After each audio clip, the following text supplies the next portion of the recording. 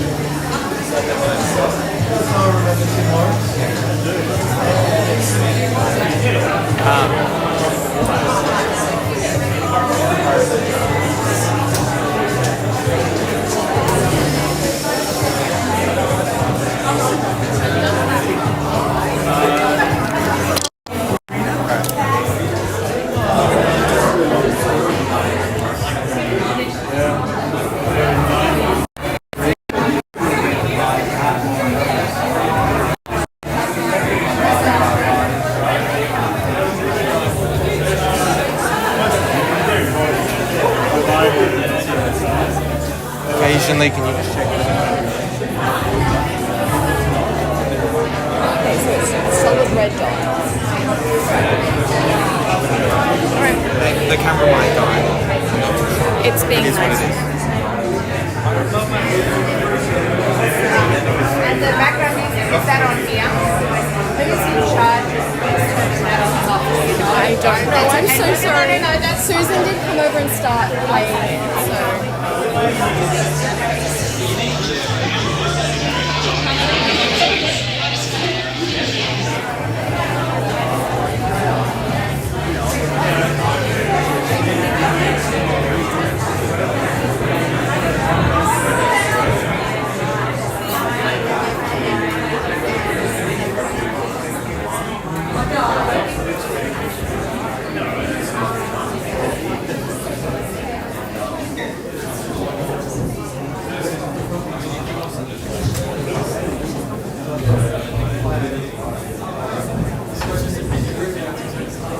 So when I give you guys a signal like that's when you should. How do we on that? No, there's a controls panel over here, apparently. So here. And just up. Yes, yeah. I just want to know where it's from.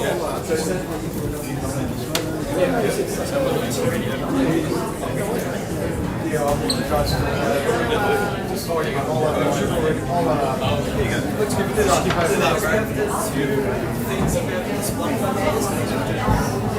It might be easier if you jump on the other side of the bar and rest your hands because it's a little bit shaky. Okay, You're doing really good. can you hold it? Yeah. I think I'm going to way back there. Don't worry.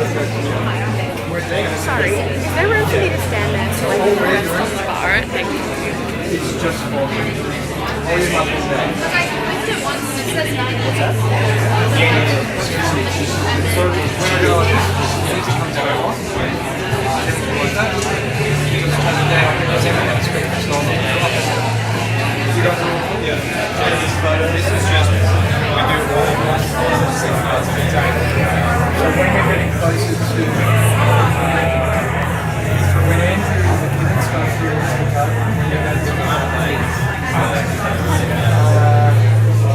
when hip is doing the left, that's when you get the line.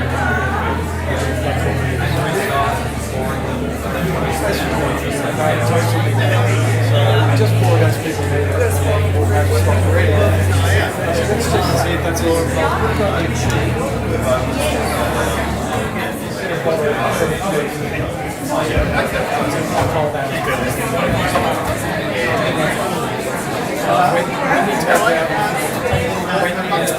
When you take out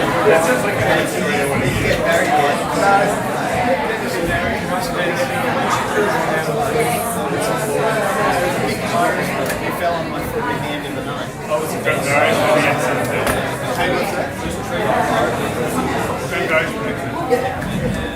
That happened to me last week too.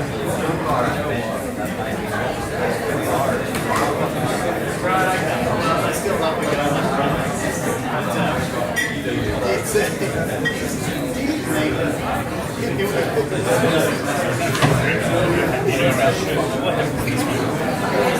It's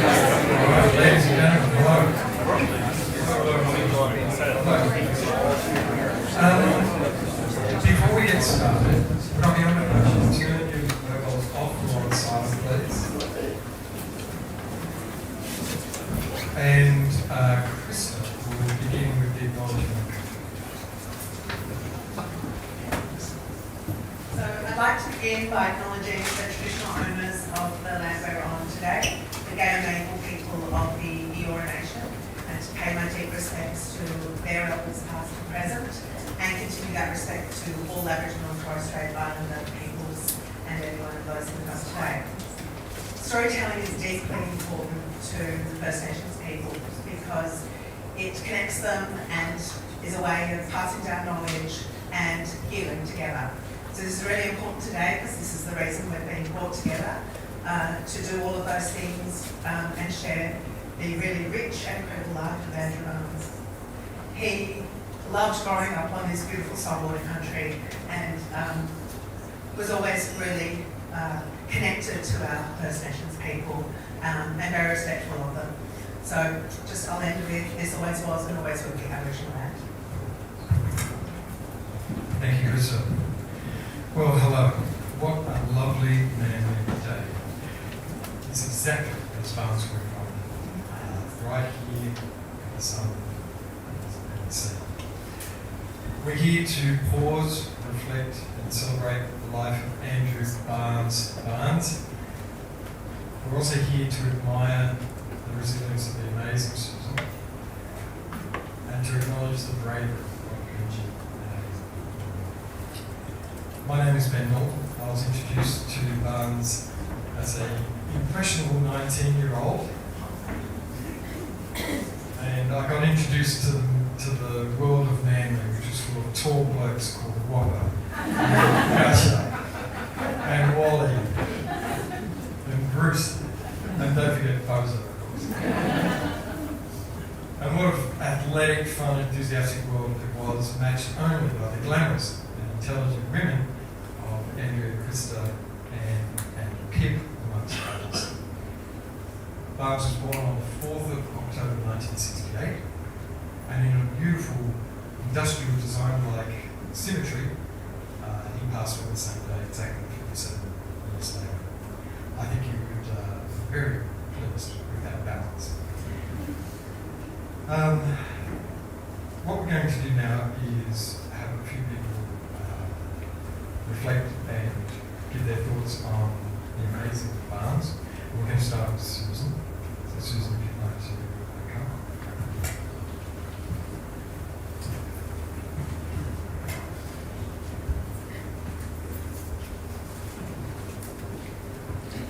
So here we are. Just as Ben said, it's exactly what he wanted, gathering all the people that meant the most to him in the place that meant the most to him, his beloved Manly. He planned this day from his hospital bed a few months ago. He called upon his good friends Krista, Jane, Andrea, Ben, and gave them jobs to do. Strict instructions. I want it to be a day of celebration, stories, good memories, some tears, but mostly having a drink and connecting and telling a tale. Andrew and I celebrated 20 years together this year. So on May the 16th, 2005, which happens to be his little sister Joey's birthday, we met at our friend Rhonda, Kat and Bianca's combined 25th birthday party. They were his good mates from UTS Uni, and they were my friends from Bonds. That night we talked about music and all the live bands that we had both seen. We realised that we were at many of the same gigs over the years. Magic Dirt at the Annandale, the Meanies at the Lansdowne, that crazy mosh pit for that exciting new band Silverchair at the Big Day Out in 1995. I was there too. Fun fact, he went to every Sydney Big Day Out except for 2 in the late 90s when he was travelling, and the year Kanye headlined in 2012. Just not rock and roll. So after that night, we were inseparable, and what an amazing time we had dating with our combined friend groups. Parties, gigs, romantic weekends away, travel to Japan. It was a whirlwind romance and a very exciting time. We wasted no time moving in together, and within 6 months to begin our life as a couple. He proposed on Christmas Day, 2006, and we were married in June the following year. That was a year of extreme highs and lows. Wedding in June at the historic Mint with 100 of our nearest and dearest. Honeymooning in Broome. Buying our new car. Then said car getting stolen in a housebreak. My beloved father passing away only 8 weeks after our wedding day. House hunting in the inner south. Andrew losing his job at Lock and Key in the middle of financing. Don't worry, Chris, he did forgive you for that one. And we purchased, but he secured a job at Miller Tripods. And so we purchased the townhouse in Spectrum building where we still live 18 years later. He was an industrial designer by profession, but was not defined by the job he did. He loved working at Miller Tripods and camera supports, designing high-end quality technical product in a small team led by his manager, Michael. They became lifelong friends. And I'd say, Michael, I think you're probably one of the only ones that could manage him. He definitely had the knack. So the year of 2007 finally had its happy ending when we moved into our place in December. We started trying for a family straight away, and by October 2008, Benji was born. He said that October long weekend was the best weekend of his life. His first son was born. It was his 40th birthday, and the Manly Seagulls won the grand final against the Storm. Go Eagles. He loved being a dad. He was really good at it. Our babies always slept through the night when he swaddled them, and they had the cleanest bottoms when he changed them. Fatherhood was never a chore, and he always made it fun, and he loved to make them laugh. Fun fact. I thought we'd be a family that was one and done. I was just happy to have Benji. He was such a good baby. But because he was a good baby, Andrew persisted. Maybe we should have another one? I wasn't convinced, but only after trying a few months, I fell pregnant, and on the 4th of January 2011, Aiden was born.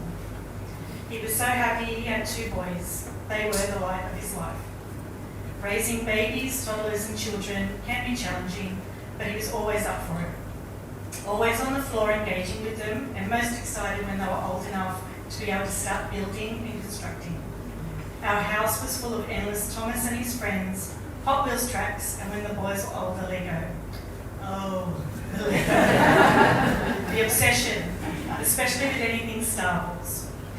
The passion project started, all 3 were obsessed, working tirelessly, building, creating sets and structures. I'm sure it'll be a forever legacy in our family. Andrew helped to create the best birthday parties in our building's courtyard. We had all the things the boys could dream of: construction, ninja, superheroes, monster trucks, Nerf gun battles, and the best of all, Benji's Star Wars Jedi Academy training party. Andrew and Tim Hurricane created fun and interactive games with pool noodle lightsabers, a lava pit obstacle course that made the birthday experience authentic and individual. Fun fact, he set up an outdoor cinema screen and projector in our common courtyard, which he found on Gumtree for free. We held movie nights each summer where the kids brought their own beanbags and popcorn. He really enjoyed contributing to the community spirit that we have at Spectrum Apartments. Our boys growing up with the neighbours' kids will be memories for life. I'm so thankful for my wonderful neighbours who have supported us over the years in sickness and in health, with a glass of wine and a laugh. Another fun fact, he was on the Spectrum Strata Committee for 10 years. And being tight, considered with money, he always ensured our Strata dollars were being spent appropriately and efficiently. He revelled in robust conversations and negotiations with committee members, not always seeing eye to eye. He was the unofficial building caretaker, organising keys, remotes, checking taps, water pressure, and spending countless hours talking and instructing tradies on site. His actions always came from a place of fairness and what was best for our community. He really did save our building a lot of money over the years. Am I right? Andrew was a die-hard Manly NRL supporter and of course loved his Wallabies. But when Benji started to play Auskick for our local Newtown Swans AFL club, he stepped up to the challenge of being the assistant coach, even though he wasn't that fit and didn't really know the rules of the game. He got out there on training nights, and game days every Saturday to help the Auskip under 6s, 7s and 8s for a few seasons. The club had an amazing community. The sausage sizzles were always best when Mike Banstorm was holding the tongs. He enjoyed the camaraderie and the team spirit of the club and the joy on the players' faces every Saturday when they sang the team song, whether they won or lost, with Andrew always leading the team song. Cheer, cheer, the red and the white. Fun fact, the highlight was when Benji's team got to play on the half-time for the Sydney Swans versus Port Adelaide game on the SCG. He took out his GoPro camera, filmed himself running around, kicking the ball, saying to the camera, "I'm playing on the SCG, Pop, how cool is that?" He always made an effort, we always made an effort to explore away from Sydney during the school holidays up and down the coast to give the boys some fresh air, sand and sea. One of his favourite places to visit over the years was Culburra Beach on the south coast. He had plans to retire down there. He was always looking at the real estate agents while we were waiting for our fish and chips. He longed for the easy coastal lifestyle that reminded him of growing up in his beloved Manly. Although living in the inner south for the last 25 years, he did enjoy being a latte sipping boy in the city. And fun fact, he loved to wear his well-spotted John Howard twerk t-shirt on election days. He wore his political ideas loud and proud on his sleeve. Just don't get him started on Clover Moore's rampant use of bike lanes. Another fun fact, he was banned from the Alexandria Community Facebook page at least twice for inappropriate comments.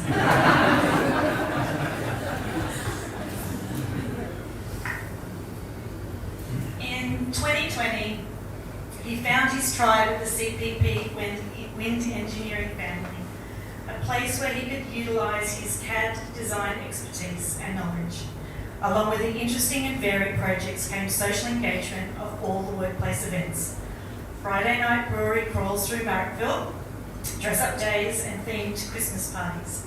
CPP gave him the opportunity to innovate and grow in a safe and family-style business. He told Adrian, "You know you can't get rid of me. This will be my last job ever." And that's why he couldn't resign. He knew the disease would have beaten him if he had to say farewell to the CPP. Hard fact, the bravery and dedication we saw with him pulling on the leathers and helmet to get to chemo treatment, then be back in the office as he knew there was a deadline that needed to be met, or a kitchen that needed to be wiped down, or the coffee machine needed a service. I thank you for your ongoing support and flexibility you gave him over the years to attend many medical appointments and hospital stays. We were very thankful that he was well enough to be able to take Benji and Aiden on their first overseas holiday to Phuket, Thailand in October 23. It reignited his love of travel as he revelled in telling the many stories of his amazing worldwide adventures that he'd been on. Fun fact, he sailed to Antarctica as a working crew in February 1999. He told stories of visiting Mawson's hut and being surrounded by penguins who probably had never seen humans before. It was an experience most people could only dream of. So when I look at Benji, I see the keen entrepreneur, the one with the sharp brain who questions and likes to nab a bargain. Andrew loved to do that. He told us how much he loved bartering with his overseas travels with the locals, never disrespectfully, but always hoping to get a good deal. I know Benji has learned a lot from him over the years how to handle Facebook Marketplace buyers and sellers. Aiden is a creative boy, has Andrew's sense of fun, curiosity and talent in anything arty. His love of music, photography and design has definitely been passed down. He was so very proud of you both and the young men that you are becoming. Sharing stories today with everyone here will help the boys keep the legacy of the man that was Barnes. Our world came crashing down in February 2019 with his stage 4 cancer diagnosis. Words cannot express the gratitude we feel for the RPA and Chris O'Brien Lifehouse medical teams who worked tirelessly to ensure that he was given every chance to live a quality of life after diagnosis. Hard fact. Survival rates of stage 4 bowel cancer diagnosis to 5 years is approximately only 13 to 15%. 6.5 years after diagnosis, he was one of the very few to make this statistic. He did not want his illness to define him, and he lived his life with continued passion and determination. So thank you to all that have given generously donations to Barnsley's Chris O'Brien Lifehouse Memorial page. If you care to make a contribution to life-saving medical research, details to the link are on the back page of our booklet. So here we are. Andrew, you lived a full and illustrious life, taken way too soon. You fought so hard and gave it your all so you could enjoy your life and watch your family grow. May you now rest in peace. There are 4 things in this life that will change you: love, music, art, and loss. The first 3 will keep you wild and full of passion. May you allow the last to make you brave.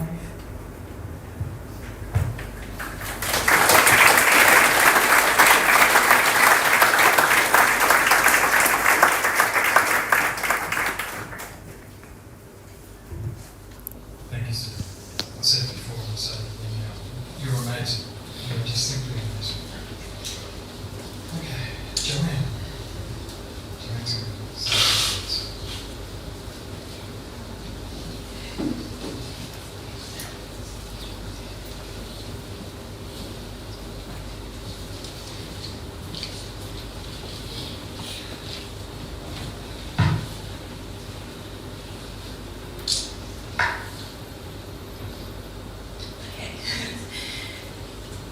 So I have a few words from Mum. She would like to say thank you everyone for coming to honour Andrew's life and continue your support for Susan, Benji and Aidan. We are grateful that Susan has embraced our family to share his spirit.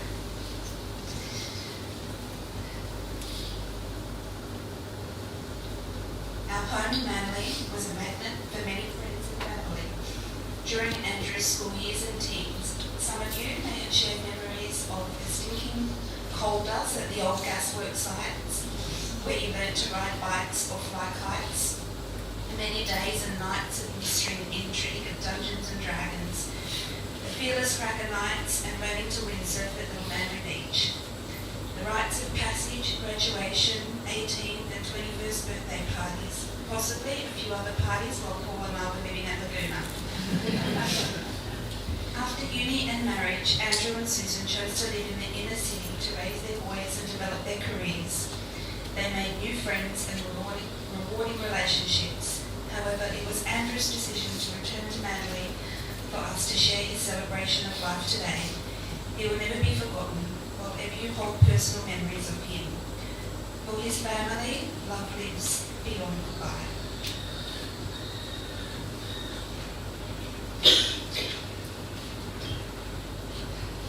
Sorry, I'm just going to blow my nose for a minute.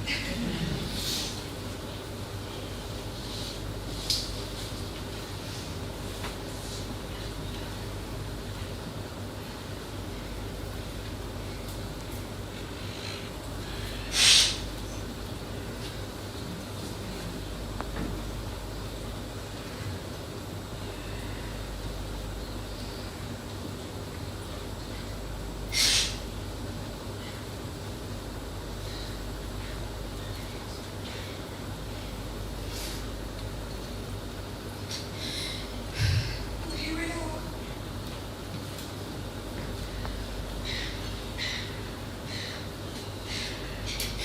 It's a little bit surreal.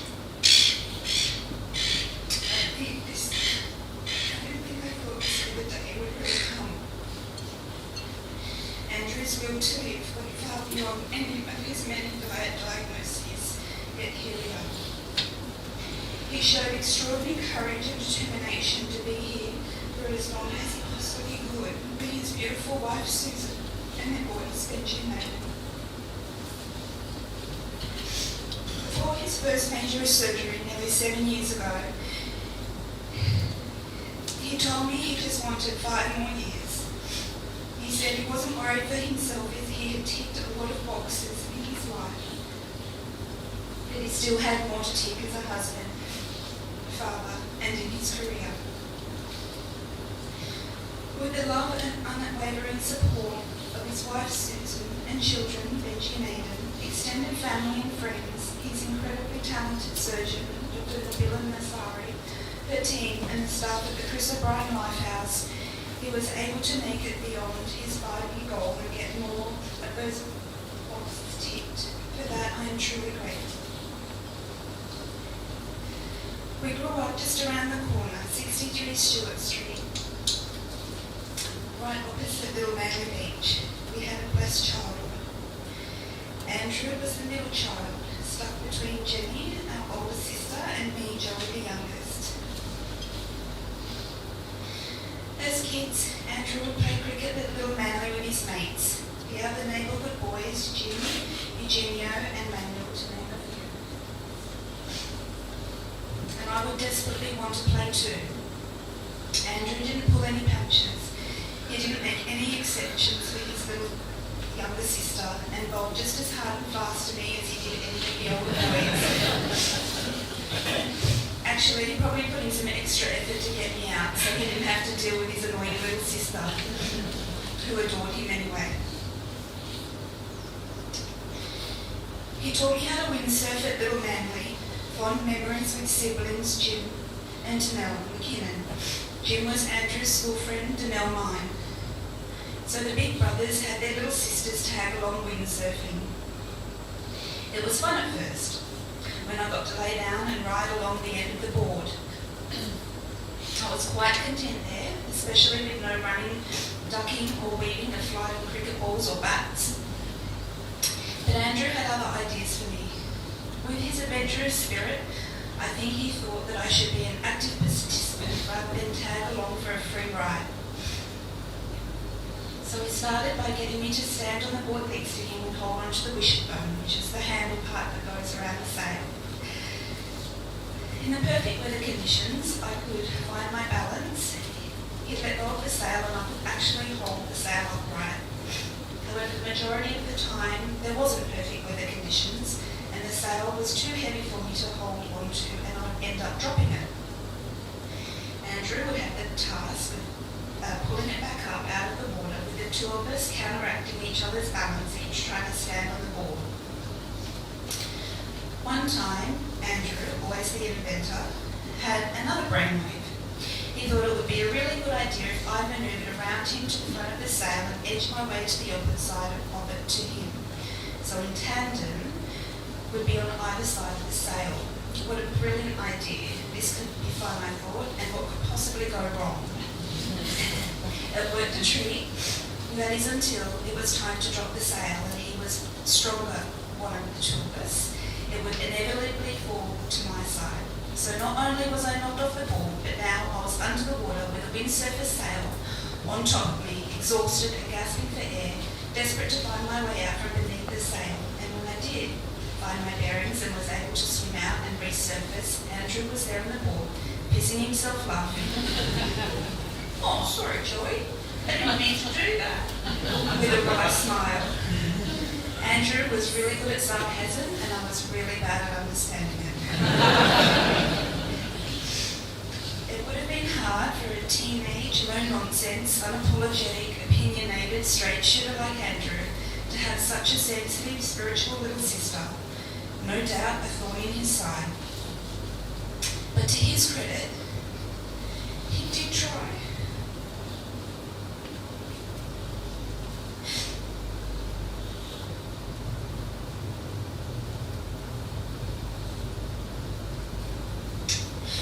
And as the years went by, he softened just that little bit more. He was humble enough to listen when it really mattered, and always there to offer support when the chips were down. I could borrow from his strength and resilience when I scrambled for my own. And at the end of the day, I knew he always had my back, no matter what.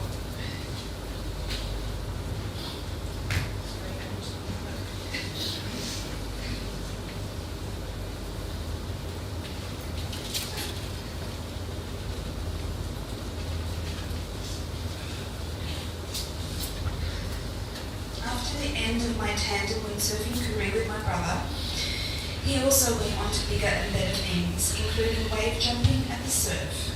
One time he was out at Manly Beach and noticed a fin approaching. Thinking it was a shark, he started to head back into shore. That was until he was surrounded by many more fins and realised it was dolphins wave jumping with him. When you grow up at Little Manly, going to the surf beach was like another country, a completely different culture. We were die-hard Little Manly locals, hence why Andrew decided to come back here to his roots for his farewell, his celebration of life, and what an adventurous life he had. From windsurfing to wave jumping, he sailed on, and at the age of 19, he won a berth on the Young Endeavour yacht, sailing to the Bay of Islands, New Zealand. We watched and waved him off through the heads from the balcony at home. It was not until he returned that we learnt in the Royal Australian Navy style that he was on watch in the crow's nest during the night. On another occasion, he sailed from Hobart to deliver supplies to the scientific staff stationed at the Australian base in the Antarctic. At the age of 21, he bought a backpack and a one-way ticket and headed off overseas on a world adventure. In those days, communication was in the form of letter, so we would receive a bundle of letters and a few photos every month or so, and in them an idea of a location he hoped to be in a few months' time, so Mum could write back to that address in the hope of catching him then. Andrew's friends played a huge role in his life. He had a very loving and loyal friendship group, many of which are here today. They have rallied around Susan to make this day everything their Barnsley wished it would be. I don't know if it was Wally, Bozo, Whopper, Pommy or Bruce, if that's actually your real name. But I'm sure one of you still owe him a beer. He kept a tally on a piece of...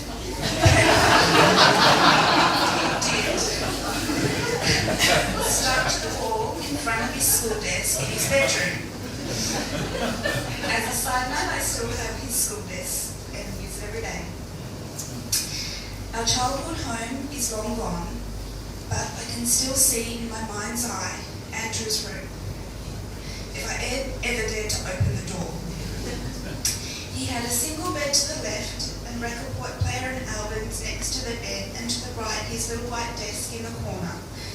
Then you turn to the right and there was a wall-length shelf full of books and treasures, and back around to a big wardrobe that took up the rest of the wall next to the door. The wardrobe that Dad one day insisted had a death adder under it. Dad was sweating bullets and had Mum calling the zoo for help and the Manly Daily for the breaking news and ordering us to stand clear as he dealt with the emergency situation. That is until the death adder turned around and Dad realised what he thought to be a deadly snake was actually the tail of a harmless blue-tongued lizard. When Mum, Dad and I would head to the Hunter Valley every other weekend, our family home became the perfect party house. Barnsey, a legendary host. Our older sister Jenny had a treasure trove of makeup and expensive perfumes the girls could experiment with. And for me, my bedroom must have become the spare room for those who couldn't quite make it home. My diary, a source of entertainment for them. As on my return home, I'd find annotations in red throughout it. And to those of you who may have read it, you'll be pleased to know the young man I was writing about in the 80s later became my husband. Andrew was known by many names: Barnsey, Dude, Doody, Daddo. Growing up, a lot of his friends thought Barnsey was actually his name and had no idea it was Andrew. He was Dude or Doody to family and affectionately known as Daddo to his nephews Darcy, Liam and Joshua. Andrew was a wonderful uncle and role model for my son Darcy, so much that Darcy followed in his uncle's footsteps and became an industrial designer too. Big shoes to fill, and I know Darcy will dearly miss his guidance and chats about careers and all things design.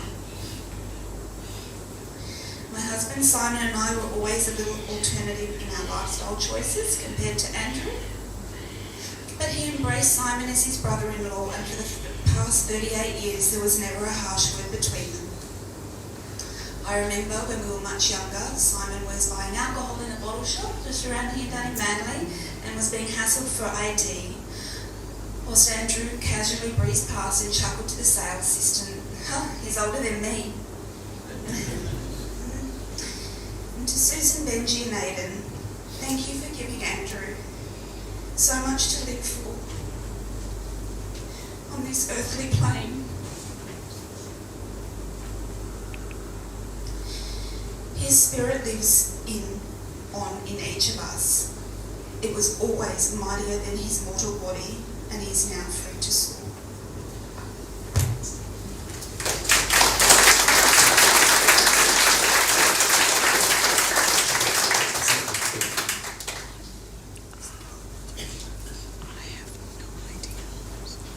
Thank you, Joanna. That's very good.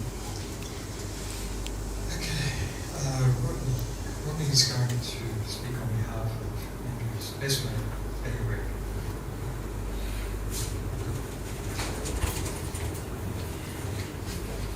For some crazy reason, Ben and I decided perhaps I'd cry less than him. Now I'm wondering whether that's going to be the case, so bear with me. Ben has been asked to celebrate a period of Barnes' life from his early Manly 10 years through to what we've decided to call him as a world traveller, as others have noted. They were vibrant years, very fully lived. In typical form, Barnes had two requests from Ben when discussing his plans for today. Firstly, it had to be Manly looking out onto the water, and secondly, in his words, every fucker better be there. If they don't turn up, whopper, you have to be out. That all this is accurate, consequences for non-attendance will follow.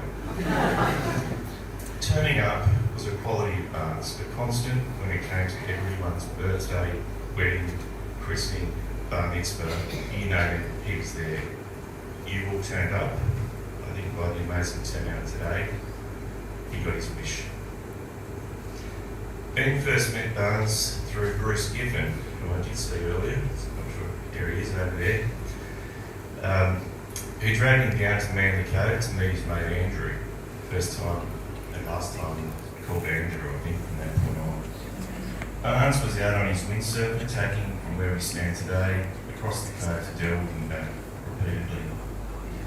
Turning to Bruce after an hour or so, watching Barnes go back and forth, Ben couldn't help but see the enthusiasm for a sail and a board. The second Barnes jumped out off that board, all sand and salt. Ben knew they'd be great mates. Barnes had one of those infectious personalities, a connector, a detail man, and a loyal supporter. A combination of endless energy coupled with a constant drive to experience life. The Barnes remembered by Ben in the early days saw him in one of two states, on or below the water, or bouncing up and down like a lunatic with big hair, big sideburns, and even bigger hoop earrings, at any pub that had live music, days of happiness and freedom. It was impossible to keep up with him. Some of us have tried. He always had a plan, an adventure, or a band to get on sea and experience. He'd often buy multiple tickets for every gig, and whoever responded first joined the Barnes train. Recently, an influencer, whoever they are, claimed to have seen 100 bands in a year. Barnes, a little agitated, called them and laughed. I reckon on a good Wednesday or Saturday I'd see at least 10 bands. Gurus, Mentals, Lime Spiders, Spy vs Spy. That'd just be the Thursday lineup. What are these people thinking? As Susan noted earlier, Barnes went to every big day out except just two. And even when he was very sick, Susan and Barnes would give Pearl Jam, Foo Fighters.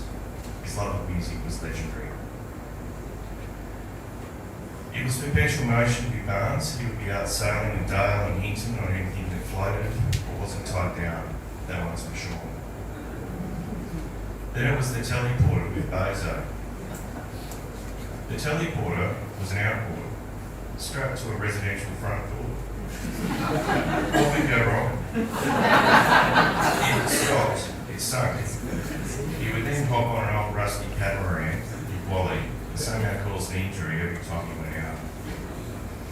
Ben's memories of the hull cleaning business with Barnes are of a completely different time. Ben would clean the bottom part of the ski with scuba gear and Barnes would look after the water level a metre or two below.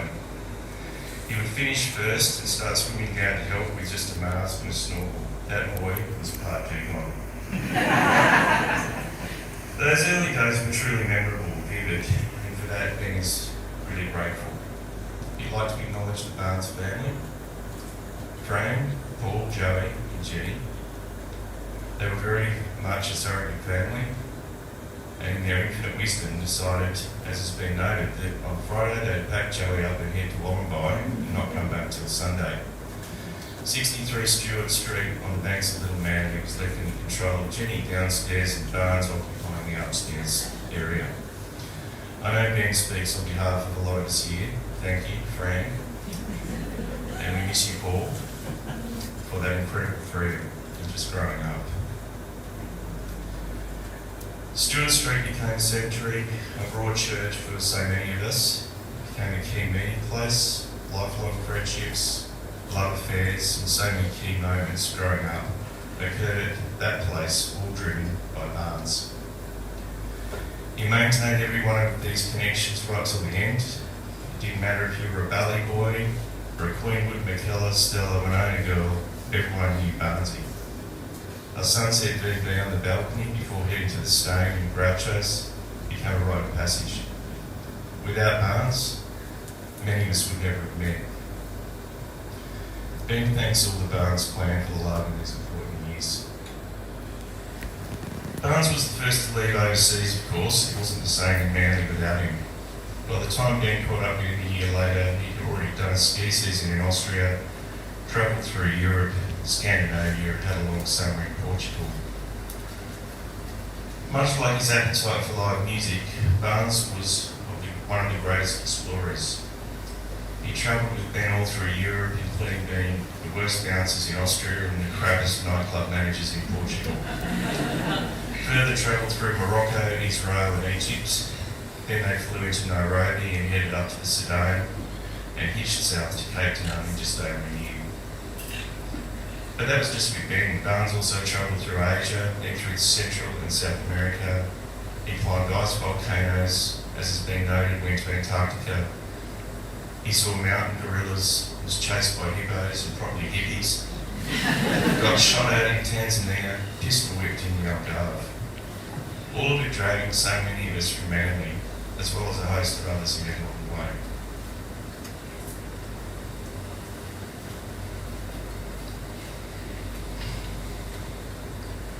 Jenny Marshall, one of those swept up in his overseas adventures, bumped into Barnes randomly recently at the Lifehouse. Barnes instantly recognised her voice and yelled out, "Marsha!" Jenny texted him a few weeks ago and quote unquote, "I assumed we had more time. He was such an important part of my life. I would have done half the adventures I did if it wasn't for him." I think we all feel a bit that way. His greatest adventure, the reward he got from all the giving, was meeting the love of his life, Susan, and being a father to Benji and Hayden, who he was completely obsessed with.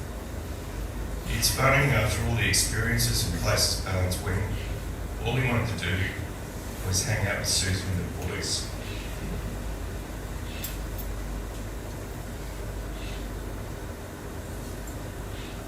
So many times in the last few years he would tell us how completely blown away he was by Susan and his boys' strength. Ben wants to acknowledge that very deeply and what an incredible family they are. Barnes was a singular and unique person, passionate about fairness and thought about things like inequality. He wouldn't hesitate to pull up anyone on his front. Benji and Aiden, your father's spirit and legacy lives with everyone here. If you ever wonder what your dad would say about any subject, Ben likely knows exactly what he would say. Please draw on that legacy from any of us anytime you need to. Finally, and in Ben's words, I love and miss you, brother. You live a big hole that I don't know how to feel yet. Mates forever.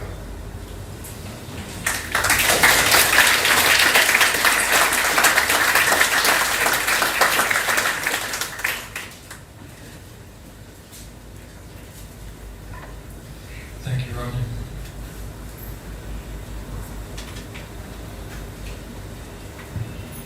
Okay.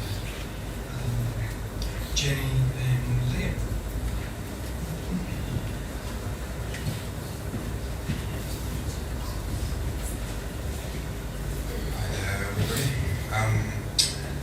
I don't have anything written down, and I didn't want to.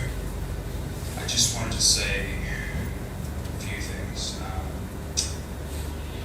Last night I sat up with Mum.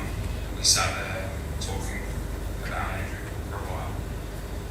She told me things, stories that I'd never heard before, but she told me that Andrew might be the only person that she's ever looked at. I always respect what you have to say, no matter what. Which I felt very similar with. I resonate with that. My memories of Andrew would be when all the adults would come over for Christmas, and me and my older brother Darcy, we'd all be sitting on the ground playing Lego, and all the adults were outside talking, having drinks, whatever. Andrew would be the man that was sitting down there with us, building Lego with us. The adults were, hey, Andrew, and he would try to teach us how to build these things, but he would also give us the creative freedom of just building a square and go, that's awesome, mate. My brother wanted to be here, he couldn't make it today. He wanted me to say his condolences, and he's torn apart because he loved Andrew so much. So did my mom. Susan, boys, you are so strong. I could never do what you're doing, and I have the utmost respect for you. And I'm always here if you ever need anything. I spoke to Andrew not long ago. Maybe I visited, but maybe 6 months ago I was in France. I was living in France for a year, following my dreams of travel, which came from Andrew. And I was telling him about everything I've done, my stories where I've been, and he made sure that I knew that he'd done it better. Which I'll leave it at that, but and you know, I'm going to keep traveling and I'm going to keep doing that, and he gave me some ideas of things I wanted to do and how to do them.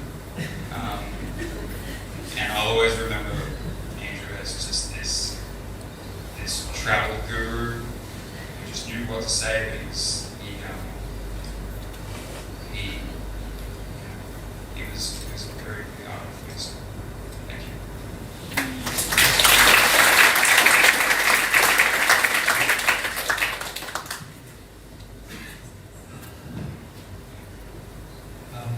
It's just occurred to me that there's something I probably need to clarify. You realise that there are two things. Just usual. I'm Benji, and you've got Benji. I was caught up in from Rodney's excellent delivery of Ben's moving words, so I just thought I should make that very, very clear. All right. So, Pip is now going to read a letter to Vase.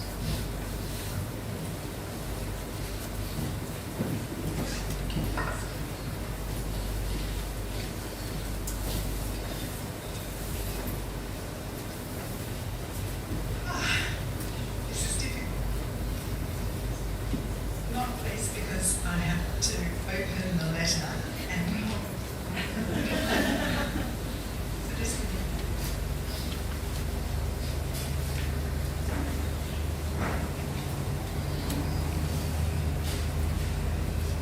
when Susan asked me to speak today, I wondered what I would say. and then I realised that I'd already said it. A few months ago, I wrote Barnes a letter, and I'm sure he won't mind me reading it and sharing it with you today. Hey Barnes, I've spent the morning thinking about friendship and how to be a good friend to someone you love when they only have a short time to live. I have failed to figure it out, and I'm not going to waste any more time trying to get it right. Instead, I'm going to do what I always do when I'm unsure. I'm going to write it out. Let the written word help me to express what feels hard to articulate. This won't be the first time you've been the subject of my musings. Do you remember the poem I wrote about the night you knelt on a broken glass? It was a Hoodoo Gurus gig at Sydney Cove Tavern, and we thought you would bleed to death. You didn't, but it became a story, one of the many where you are the main protagonist. Your life may be shorter than some, Barnes, but you'll be remembered for longer. And maybe that's how a life should be measured, not in years, but in memories. If it was, you can be assured that your life has been a full one, and it will persist in anecdotes and photo albums and drunken gatherings of friends. Through Susan and your boys, the four of you are a unit, and you are a part of them as they are a part of you, inseparable and ongoing. Benji and Aiden will move through their lives with you in their DNA, literally and figuratively. They will do things and think things and feel things that echo you. And so you will remain in our thoughts and our hearts and our conversations. I write all this because I may not have the chance to sit by your side with your hand in mine. I write all this because if I did have that chance, the words may be shy and not come as I would like them to. I write all this because you are my oldest friend, and I remember you when I was 4 and you were 5, and one of us at least was still wetting the bed. Because I am grateful for your friendship. It has been persistent and uncomplicated and always there, even when it wasn't front and centre. I have an old biscuit tin full of photographs, and you are in so many of them. A road trip to Seal Rocks, horse riding at your parents' timeshare, camping at Green Patch, a hot, smelly caravan on the Gold Coast during schoolies. So many fancy dress colours. I loved all those times, and there were so many others. Those years were golden, and I recall them often. You, I realise, are in every second story. So you see, it has begun. You will always be there, Barnes, and I will always be grateful that you are. Go gently. I love you.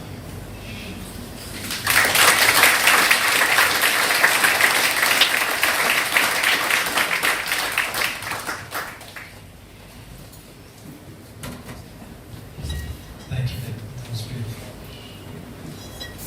Okay, now we have the photo montage that Ian is going to get started.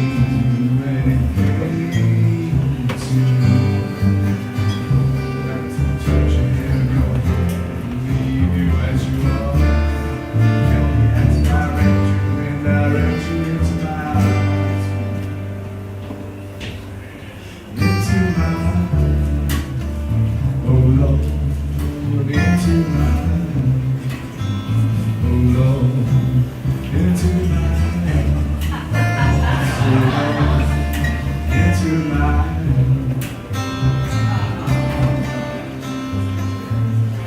Don't believe in the existence of you. Looking at you, I wonder if that's true.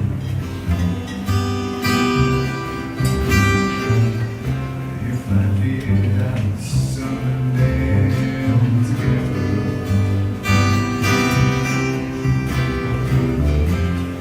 I've seen too much over you. Got to be burning for you, be fighting for your hand. And to walk like Christ in grace and love and graduate to life. Into mine, oh Lord, into mine, oh Lord, into mine, so Lord, into mine.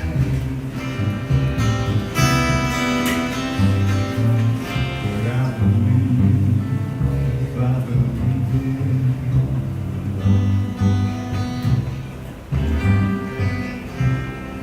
and I know that you will too.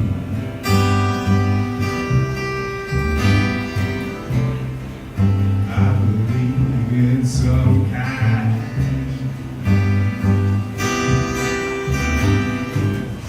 We can walk down the edge.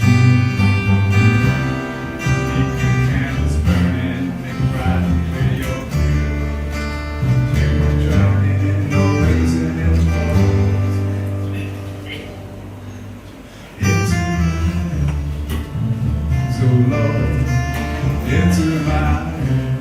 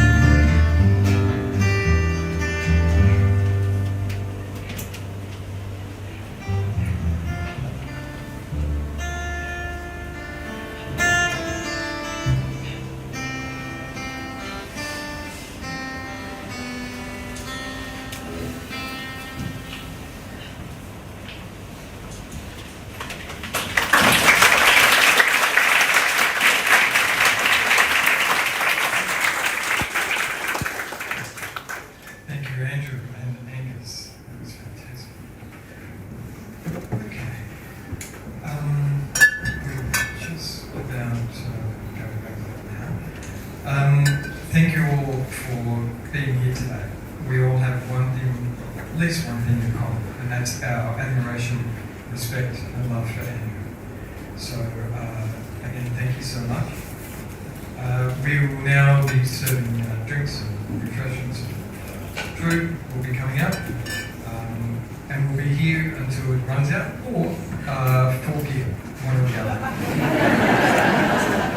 And then we'll be kicking on, as you would be doing, to next week, to the Sail Club, Skip Club. I always get the mix up. The Skip Club next door for the second half.